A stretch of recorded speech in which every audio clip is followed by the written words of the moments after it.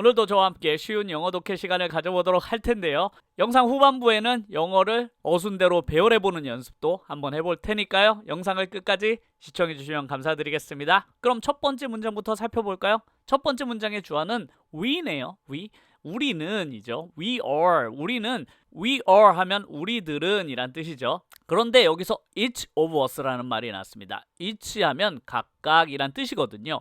우리들 각자는 이렇게 해석하시면 될 것 같네요. 그래서 우리들 각자는 모두 angels라고 합니다. angel 아시죠? 천사라는 뜻이잖아요. 그래서 우리들은 각자가 모두 천사인데 그냥 천사가 아니라 추가 설명 들어가 있습니다. 추가 설명은 역시나 전치사로 이어져 있네요. 전치사 with를 사용했습니다. with는 가지고 있는데 only one wing. 오직 하나의 wing, 날개죠. 그래서 오직 하나의 날개만을 가진 천사들이래요. and 그리고 우리는 can 할 수 있습니다. 뭘 할 수 있냐면 only fly, 날 수가 있는데 only가 붙어서 이런 경우에만 날 수가 있다고 하네요. 어떤 경우에만 날 수가 있냐면 by embracing이라는 좋은 단어가 나왔네요. embracing 하면 서로 안아주다, 껴안아주다 이런 뜻입니다. 그래서 우리는 embracing, 껴안아줌으로써 누가? one another 하면 서로라는 뜻입니다. 우리가 each other라는 단어 아시나요? each other나 one another나 둘 다 서로라는 뜻입니다. 그래서 우리가 서로 껴안아 줄 때만이 우리는 날 수 있습니다 라는 아주 멋진 문장이네요. 이 문장에서는 요 embracing이라는 처음 보는 단어도 배웠고 each of us, 각자 혹은 one another, 서로라는 이런 뜻을 배웠으니까요. 요런 거 잊지 마시고 꼭 기억해 주셨으면 좋겠습니다. 그럼 다음 문장도 살펴볼까요? 자, 이번 문장의 주어는 my body네요. body 하면 몸이죠. 내 몸이 felt, 느꼈다고 합니다. feel의 과거형이 felt거든요. feel 아시죠? 느끼다 라는 뜻이잖아요. 느끼다의 과거형이 바로 felt입니다. 더 많이 써요, 솔직히 feel보다 felt를. 그래서 feel은 느끼다인데 felt 하니까 느꼈습니다. 그런데 어떤 느낌을 가졌는지 당연히 나오겠죠. sore and tense라고 하네요. sore 하면 막 쓰리한 거 있잖아요. 막 sore 하면 막 쓰라린, 우리나라 말로 하면 막 쓰라린 고통을 sore라고 하고 tense라고 하면 몸이 뻐근하다는 뜻입니다. 뭔가 긴장되다는 뜻이거든요. tense가. 그래서 sore, 쓰라리다. tense 하면 뻐근하다. 그런데 여기서 문장이 끝나는 것이 아니라 after라는 전치사로 언제 아프게 되었는지를 설명하고 있습니다. 뭐한 후에 아팠냐면 a long day of skiing. 스키잉 하면 스키를 타다라는 뜻인데요. long day가 돼서 하루 종일이라는 뜻입니다. 그래서 하루 종일 스키 탄 이후에 뭔가 몸도 아프고 이렇게 뻐근함을 느꼈습니다라는 문장이 되겠습니다. 역시나 sore나 tense 같은 이런 새로 배운 단어들 꼭 기억해 주셨으면 좋겠습니다. 그럼 다음 문장 또 살펴볼까요? 자, 이번 문장의 주어는 one picture네요. picture 하면 그림이죠. 그래서 하나의 그림은 can be, can 다음에 주로 행동이 나오면 그 행동을 할 수 있다라는 뜻으로 우리가 알잖아요. 그런데 이렇게 비동사가 왔습니다. can be라고 했을 때는 될 수 있다라는 것입니다. 그래서 하나의 그림은 뭐가 될 수 있대요. 뭐가 될 수 있냐면 interpreted 된다고 합니다. interpret 하면 해석하다라는 뜻이거든요. 그런데 이거 오랜만에 나왔습니다. 비동사 다음에 이렇게 동사에 ed가 붙어서 과거 분사의 형태를 띠면 제가 뭐라고 그랬죠? 까먹으셨죠? 수동태 형태라고 말씀을 드려서 이 행동을 하는 것이 아니라 이 주어가 이 행동을 당하는 것이라고 제가 설명을 드렸잖아요. 또 나왔습니다. 이거 자주 나오죠. 그래서 be interpreted 하면 원래는 해석을 하다라는 뜻인데 여기에서는 수동태로 쓰였으니까 해석이 됩니다라는 뜻입니다. 근데 can이 붙었으니까 하나의 그림은 해석이 될 수 있습니다라고 해석하시면 되겠습니다. 아주 중요하죠. 그런데 어떤 식으로 해석될 수 있는지 추가 설명 들어가 있습니다. 역시나 전치사 in을 사용했죠. in many different ways.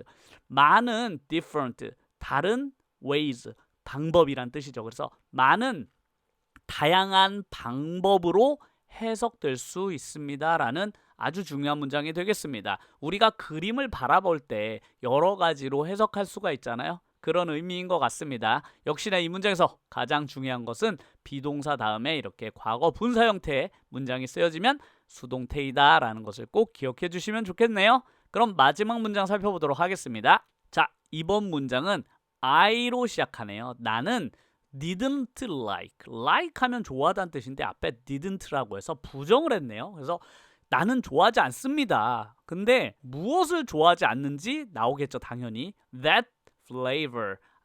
flavor라는 단어 아시나요? flavor 하면 맛이란 뜻이에요. 맛. 우리가 이제 여러 가지의 맛이 있잖아요. 그 맛을 설명하는 단어가 바로 flavor인데 무엇의 맛이냐면 of ice cream. 그 아이스크림의 맛을 별로 안 좋아했다고 하네요. So, 접속사 들어갔죠? 그럼 뭐다? 문장 한번 더 쓸 수 있습니다. 그래서 so, 그래서 문장 한번 더 쓸 수 있죠. I will, 나는 will, 할 것이다. 뭐 하냐면 try, 여기서 try는 노력하다는 뜻이 아니라 한번 해볼 것이다. 한번 시도해볼 것이다 라는 뜻으로 해석하시면 됩니다. 혹은 맛보다 라는 뜻도 있어요. 음식에는. 무엇을 맛보냐면 a different one. different 하면 다른 이란 뜻이죠. 그래서 다른 one, 다른 것이라고 해석하시면 되겠습니다. 여기서 하나가 아니라 종종 one은 그냥 불특정한 어떤 물건을 대신하는 단어가 되거든요. 명사 형태로. 그래서 나는 그래서 다른 맛은 맛볼 거야 라는 문장이 되겠습니다. 이 문장도 역시나 접속사를 사용해서 문장을 한 번 쓰고 또 두 번 쓴 아주 전형적인 영어에서 가장 많이 쓰이는 문장의 형태니까요. 이 구조를 이해하시면 해석하시는 것도 훨씬 더 쉬울 것이라고 생각하니까요. 꼭 기억해 주시면 좋겠습니다. 그럼 오늘도 문장 배우라기 연습 해보도록 하겠습니다.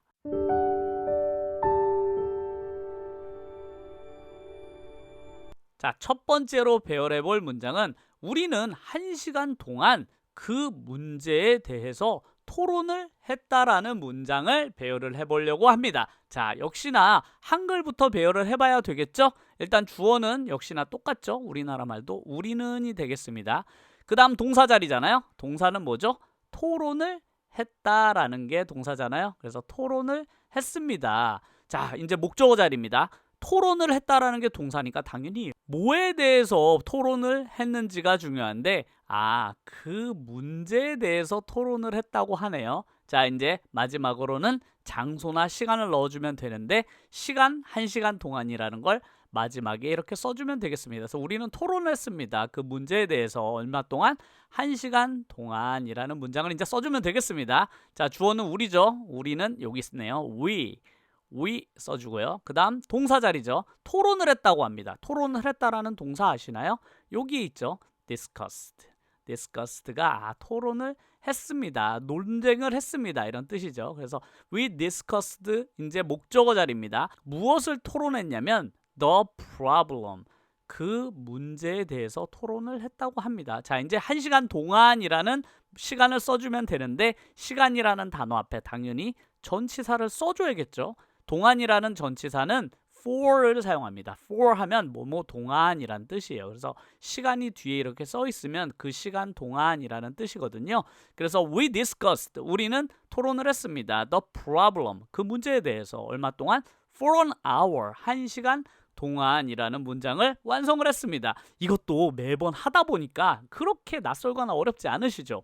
영어라는 것은 이런 것입니다. 처음에는 매우 낯설고 어렵지만 하면 할수록 익숙해지고 내 눈과 나의 머리가 그 문장의 구조에 대해서 점점 익숙하게 되면서 쉬워지는 것이거든요. 당연히 단어들도 점점 더 많이 알게 되니까 그렇게 구조와 단어를 알아가면서 영어는 우리에게 자연스럽게 익혀지는 것입니다. 암기하거나 책을 보거나 해서 금방 배워지는 것이 아니거든요. 꾸준히 오랫동안 반복해서 연습하면 누구나 영어 공부를 쉽게 마스터하실 수 있습니다. 그럼 문장 하나만 더 해볼까요? 자, 두 번째 문장은 이런 문장이네요. 그녀는 외국인들에게 한국어와 문화를 가르칩니다 라는 문장입니다.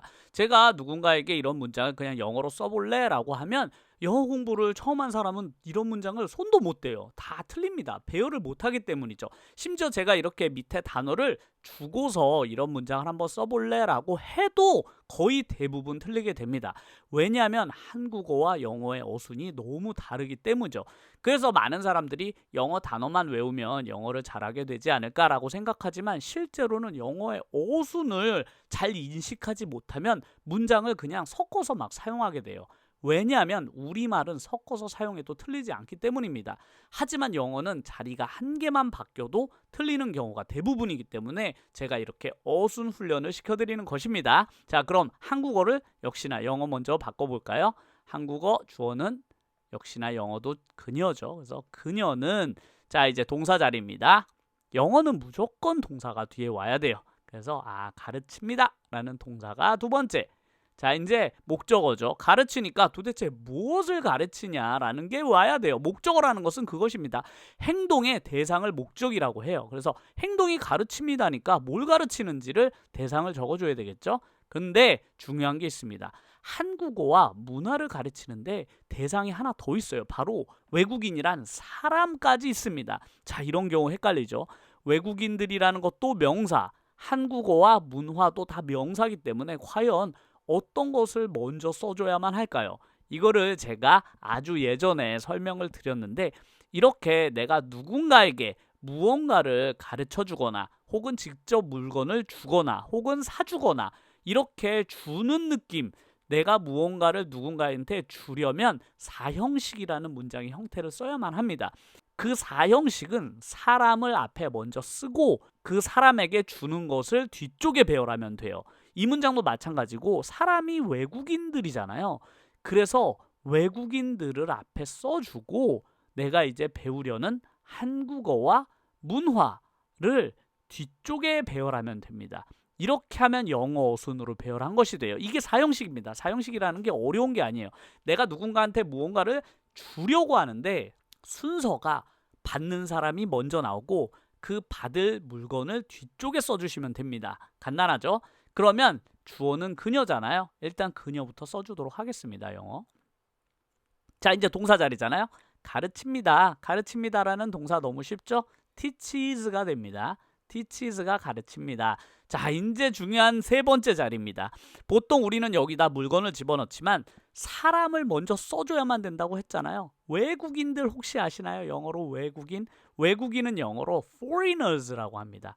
foreigners, 외국인들에게 이제 무엇을 가르치는지를 써주면 되겠네요. 첫 번째로 가르치는 것은 한국어라고 합니다. 한국어는 Korean language라고 하잖아요. 그래서 Korean language를 먼저 가르쳐주고 그 다음에 그리고죠. 그리고 이거 하나만 가르쳐주는 게 아니니까 and를 써주고 맨 마지막에 문화도 가르쳐준다고 하네요. 문화는 영어로 culture잖아요. 그래서 마지막에 culture를 써주시면 드디어 그 어려운 문장을 완성하게 된 것입니다. 그래서 she teaches foreigners Korean languages and culture 하면 그녀는 가르칩니다. 누구에게? 외국인들에게. 무엇을?